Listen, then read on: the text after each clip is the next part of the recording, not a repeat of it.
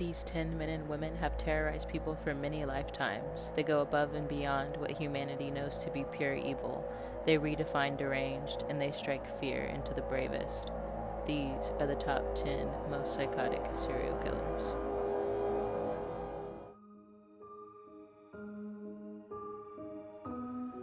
Number 1. Ted Bundy. The well-educated charmer who continues to captivate America as more and more of his sinister deeds come to light. Bundy started early on his demented path when at just 3 years old he placed knives around his aunt's bed and laughed when she woke up distraught. Bundy primarily killed around the 70s and 80s, but remains an area of curiosity for many. His killer charm and alluring attitude keeps the world studying his dark legacy.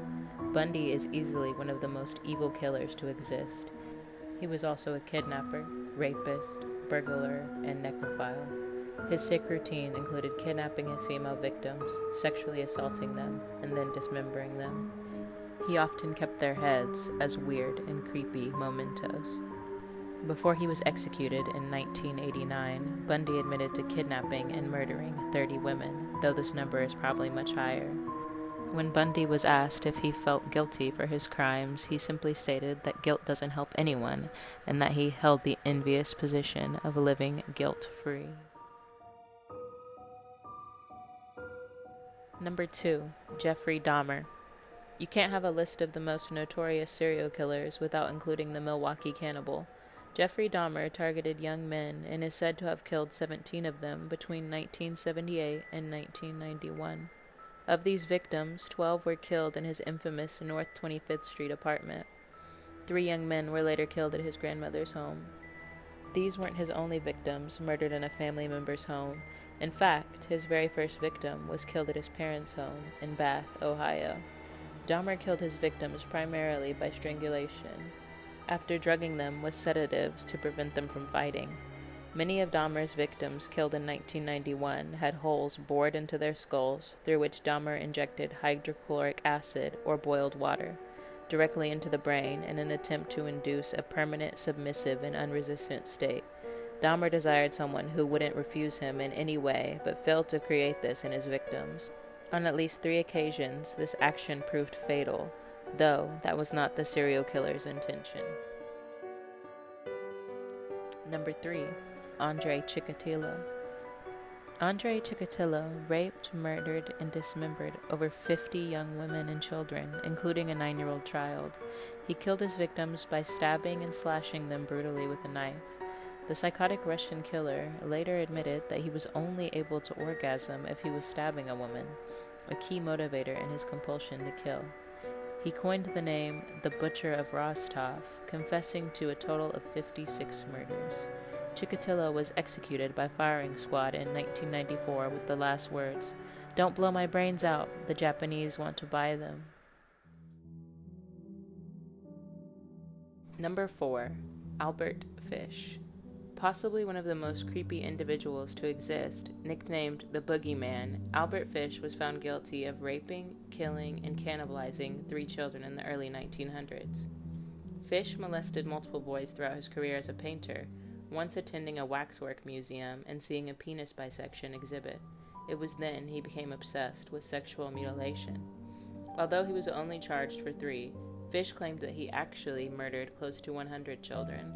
He even stated boastfully that he had children in every state. On one occasion, Fish wrote a letter to the mother of one of his victims, 10-year-old Grace Buds. The letter described how he had kidnapped a little girl, strangled her, and then cut her into pieces for him to eat over the course of 9 days. Number 5. John Wayne Gacy. The killer clown who ruined clowns for everyone else. The man who was too insane for the word psychotic to be adequate. John Wayne Gacy was a married, employed father that worked children's parties and charitable events in his spare time under the name Pogo the Clown.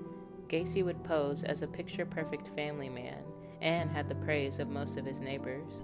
However, when he wasn't in the public eye, he would trick innocent men into coming over to his home. Once there, he would brutally assault and murder them.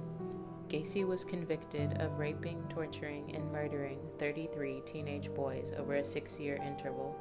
His method of killing was either strangulation or asphyxiation. He then would bury the bodies in his crawl space. Gacy was executed May 1994 with the last sarcastic growl of "kiss my ass." Number 6. Pedro Lopez. Pedro Lopez's killing spree is the stuff of nightmares. To make the scenario even more terrifying, Lopez is currently missing. Pedro Lopez admits to have raped and killed more than 300 women across Colombia, Ecuador, and Peru. 1/3 of his victims were tribal women. In 1980, he was arrested and eventually led police to the graves of 53 victims, all between the ages of 9 and 12. Lopez was tried and found guilty of murdering 110 girls in Ecuador and another 240 in Colombia. He was declared insane. Astonishingly, Lopez was released in 1998 for good behavior. Rumors continue to circulate on where he may be, but no one can pinpoint an exact location on the deranged killer.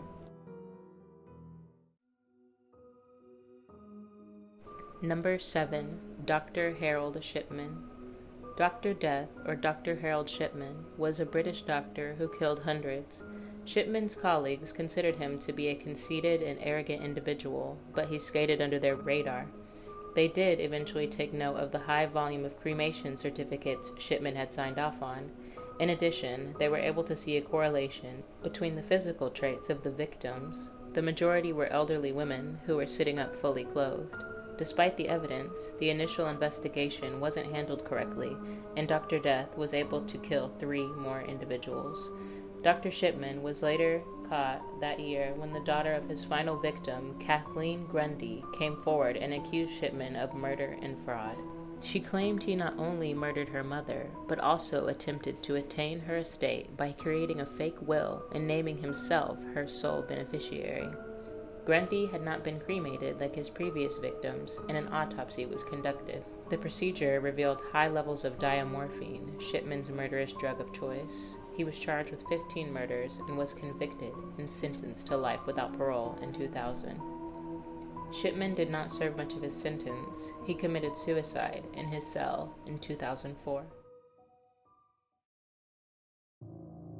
Number 8. Belle Gunness. Insurance fraud and murder seem to be a trend in our top 10.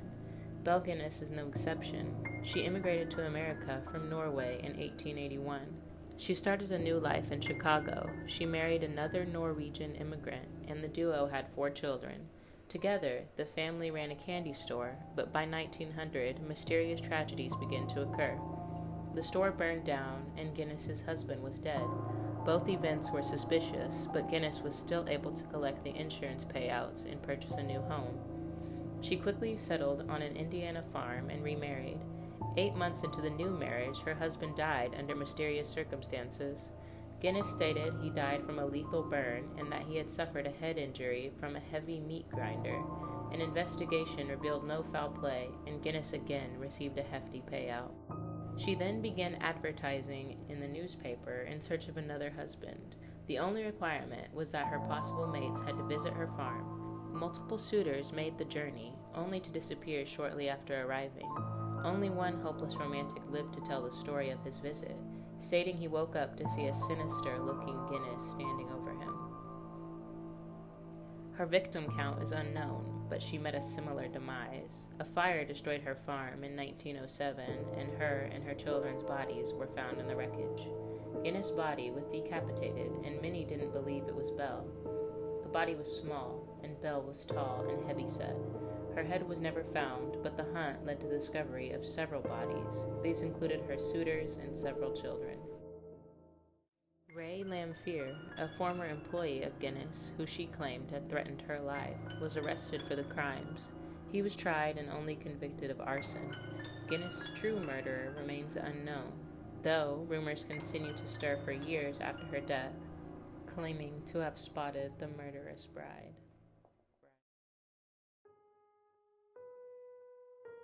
Number 9. H.H. Holmes. H.H. Holmes spent his early years as an insurance scammer. He then moved to Illinois in lieu of the 1893 Chicago World's Fair to work as a pharmacist. When he arrived, Holmes constructed what he called a murder castle. It was a 3-story inn that he turned into a torture chamber. He equipped the rooms with peepholes, gas lines, trapdoors, and soundproof padding. He implemented secret passages, ladders, and hallways that didn't lead anywhere. He also put in a grease chute that shot victims to his basement, where Holmes had established a surgical table and furnace. During the World's Fair, Holmes lured victims to his castle, where he would suffocate them with poison gas and experiment on them. When he was done, he would cremate the bodies in his furnace, or skin them, and sell the remains to a medical school. While running his murderous lair, Holmes was running several insurance scams, collecting money from various life insurance companies. He was finally caught when an accomplice turned him in out of anger. Holmes had failed to deliver his payment promptly, and he had sought revenge. Holmes was convicted of 4 murders, and he later confessed to 27 more before being hanged in 1896.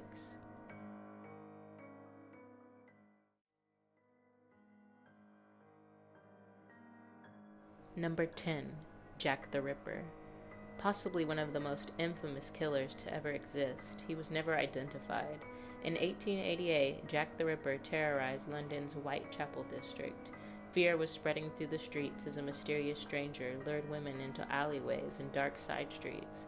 He would slit their throats and mutilate their bodies skillfully with a carving knife.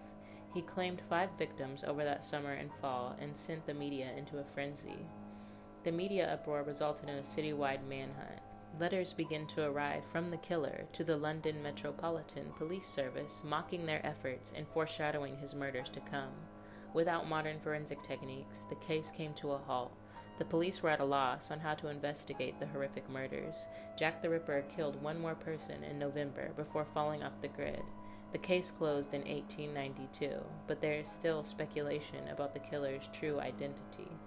One of the most popular theories suggests the killer's strong understanding of anatomy and his skill with a knife meant that he was possibly a butcher or a surgeon. His true identity is unknown.